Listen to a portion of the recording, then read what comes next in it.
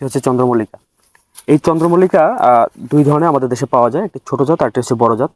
তবে যেই ফুলটি আছে এটি হচ্ছে ছোট জাতের চন্দ্রমল্লিকা, বড় জাতের চন্দ্রমল্লিকা পাওয়া যায়। চন্দ্রমল্লিকা আন্তর্জাতিক বাজারে বেশ মূল্য রয়েছে, অর্থাৎ এই গাছটির ফুলগুলো বিভিন্ন সাজসজ্জা বা অন্যান্য যে কোনো কাজে এই চন্দ্রমল্লিকা ব্যবহার করা হয়।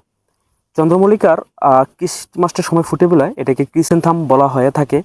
এছাড়াও এই ফুলের বিশেষত্ব হচ্ছে এই ফুলটিকে ফ্রান্সে দুঃখের বা সুখের প্রতীক হিসেবে ব্যবহার করে, কিন্তু জাপানে তার বিপরীত। জাপানে এই ফুলটিকে উৎসবের অর্থাৎ আনন্দের প্রতীক হিসেবে এই ফুলটিকে ব্যবহার করা হয়। শুধু জাপানে নয়, আমেরিকা বা অন্যান্য যুক্তরাষ্ট্রের সহ বেশ কিছু দেশে এটিকে সুখের উৎসব হিসেবে ব্যবহার করা হয়ে থাকে। চন্দ্রমল্লিকার বেশ জনপ্রিয়তা আমাদের দেশে রয়েছে। আমাদের দেশে বেশ কিছু কালার পাওয়া যায়, রেড আছে, ইয়েলো আছে, তারপরে এছাড়াও সাদা আছে, বেশ কিছু কালার আমাদের দেশে পাওয়া যায়। এই এই চারাগুলো উৎপাদন হয় সাধারণত নার্সারিতে বেশি উৎপাদন হয়, এবং এটি শীতকালীন ফুল এবং শীতের ফুটতে থাকে, এবং শীতের পুরো সময়টা জুড়েই এই চন্দ্রমল্লিকা থাকে। চন্দ্রমল্লিকার ফুলের হচ্ছে এই গাছটির প্রতি ডালার অর্থাৎ প্রতি মাথায় 2টি বা 3টি করে ফুল থাকে, এবং এই ফুলগুলো বাজারজাত বিক্রি করা হয়ে থাকে।